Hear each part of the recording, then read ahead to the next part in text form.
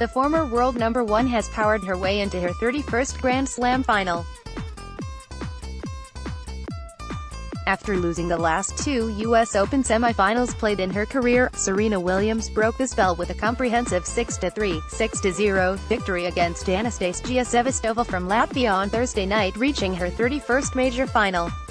The hope that Sevastova's crafty tennis could take away some certainties from Serena's train-like progression towards her 24th major title lasted slightly more than 2 games. An overly cautious Williams took the court with excessive attention, rolling in first serves and letting a wise abundant net clearance become unhealthy flat shots sailing way past the baseline. But even when she took an early 2-0 lead in the first set, Sevastova never appeared to be in control of the game. Her backhand drop shots down the line often looked far too rushed, and her lobs in response to Williams' attacks were always defensive, never offensive, never able to hurt her opponent. Once she settled into the match, Serena comfortably stretched her pace to reverse the score by winning 5 games in a row and subsequently closed the first set in 39 minutes.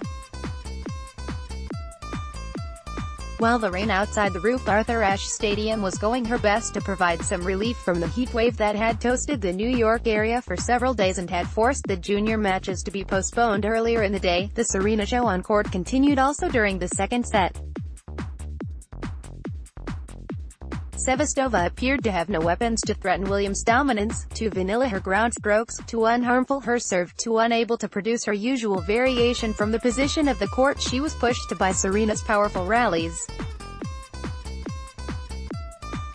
"I don't think I played badly," said Sevastova in press conference, minutes after walking off Arthur Ashe Stadium, "but I should not get broken twice in the first set. I was ahead in both games. I had game point in both games. Maybe she was a bit lucky there. But then she got ahead, and when she gets ahead it's really difficult to play her." Williams' polished performance extended also to her on-court interview with ESPN's Tom Rinaldi. "I usually come to the net only to shake hands, but today I was playing such a good player that I wanted to try something different, and it worked out great for me." Advancing to her 9th U.S. Open final, Serena awaits Naomi Osaka, the winner of the second semifinal, whom she lost to last March in Miami in their only previous meeting. Osaka routed Williams 6-3, 6-2 in the first round of the Miami Open, when Serena was only on her second tournament back from maternity leave. Is Serena on the precipice of history? Or are we on the verge of seeing a newly crowned major champion? In the women's semifinals, we have a 23-year-old American vying to make the U.S. Open final for the second straight year, and hoping for a much different end result. We have a 20-year-old into her first major semifinal, who is also the first Japanese woman to advance this far at a Grand Slam event. We have a 28-year-old Latvian also in her first major semifinal, with an entertaining and tricky game. And we have a 23-time major champion who is only 1 year removed from a life-threatening childbirth, and who is determined to add to her legacy. Serena Williams vs. Anastasjia Sevastova. This will be Serena's 36th major semifinals, where she has a record of 30-5. This will be Sevastova's first. Serena has 93 career singles titles. Sevastova has 3. This is the 49th time Serena has reached the quarters or better at a Grand Slam event. For Sevastova, this is her 3rd. It's easy to dismiss Anastasjia's chances based on stats such as these, though that may be as dangerous as her game can be. Serena is 0-2 in U.S. Open semifinals since 2015, since her shocking loss to Roberta Vinci when she was just 2 matches away from a calendar Grand Slam. And Sevastova's style of slicing and dicing is quite similar to that of Vinci's. If Serena gets tied at this stage again, knowing she's just 2 matches away from tying Margaret Court's record of 24 major titles, Anastasjia's plays the type of tennis that could easily fluster her. This will be their first career meeting, and Serena hasn't faced a player with a style similar to that of Sevastova's at this tournament. Serena has only been challenged in one of her matches thus far, but that could change today.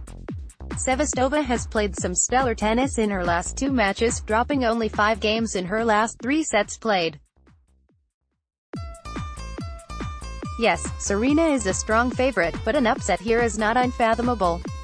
Madison Keys vs Naomi Osaka. Embed from Getty Images. The last time these two played at the US Open, in 2016, it was quite a dramatic affair. Keys found herself down 1-5 in the third, but the then 18-year-old choked away the lead to lose in a final set tiebreak. They've played twice more since that match, at Indian Wells last year and Roland Garros this year. Keys won both of those matches in straight sets. Is Osaka due for a win against Keys?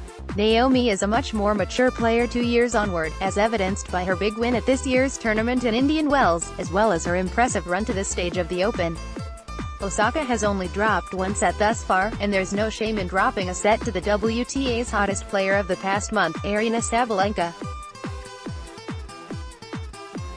He's also won all but 1 set to this point, so both players arrive at this semi-final in good form and with a lot of confidence.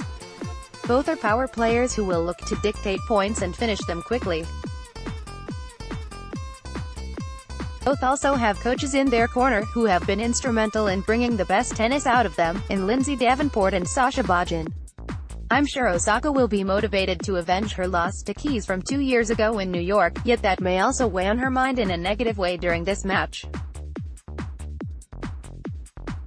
This match also puts Keys in the unique position of being the more experienced and higher-ranked player, a weight of expectation which she hasn't always been the most comfortable carrying.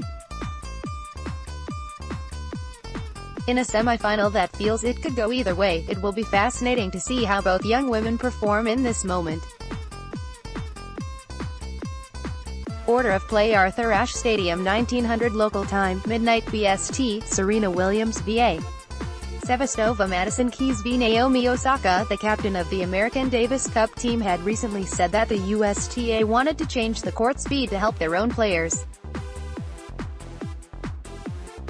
The tournament director of the US Open has admitted that they have reduced the speed of their courts amid claims by Jim Courier that it was done to favor American players. On Wednesday evening, tournament director David Brewer confirmed that the surface has been slowed down a touch, matching Roger Federer's previous claim that this year's US Open was the slowest in years. Federer has played in the tournament 18 times throughout his career. During a recent interview with reporters in America, Brewer said that the decision was made following feedback from players. In the general feedback we've gotten from players the last couple of years, a range of players, both male and female, the commonality we seemed to have been getting was, the courts were sort of gradually creeping up in speed, said Brewer.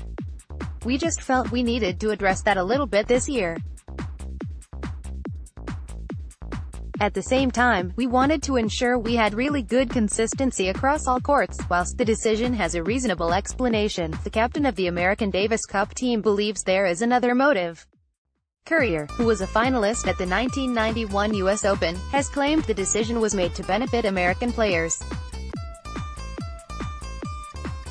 Courier made the statement whilst commenting for Amazon Prime in New York. Many were quick to question the somewhat confusing theory. Last year, 4 American women reached the semi-finals of the tournament for the first time since 1981. Meanwhile, in the men's draw, Sam Querrey reached the quarter-finals of the event for the first time in his career. Serena didn't play last year.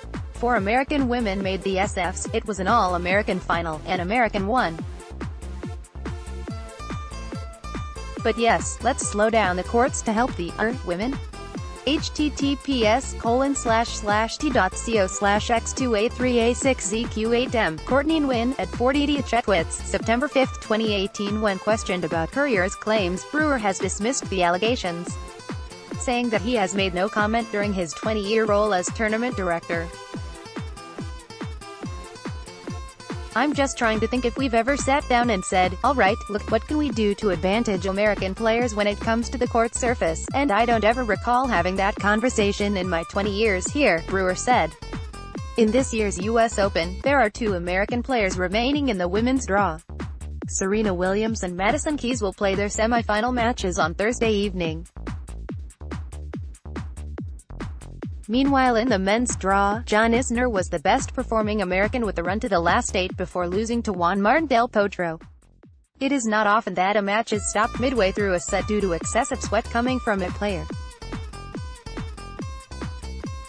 The talking point of Novak Djokovic's latest win at the US Open as much as about the humidity as it was about his triumph. On what was another hot and humid night at the Arthur Ashe Stadium, Djokovic was leading Australian's John Millman by 6-3, 2-2. Then, in a usual move, Millman approached the former world number 1 at the net and asked if he could walk off the court to change his kit, which was soaked in sweat. Even though it was not at a changeover, Millman was allowed to leave the court during what was a 6.5-minute delay. "I could do with a rest," Djokovic said during the scenario. The somewhat unorthodox delay triggered a statement being issued by the USTA, who is in charge of the US Open.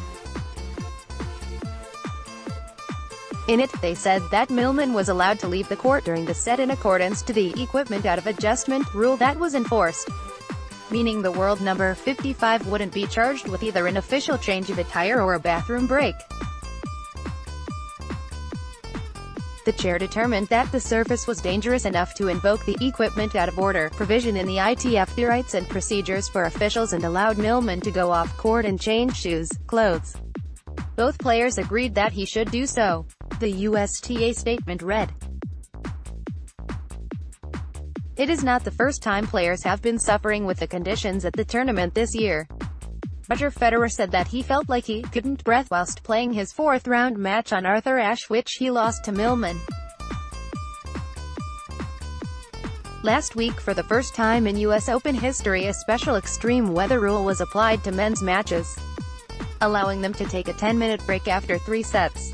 Speaking about the conditions, Djokovic has called for the USTA to take action in regards to ventilating the courts, saying that it feels like a sauna when he plays on the premier Arthur Ashe Stadium.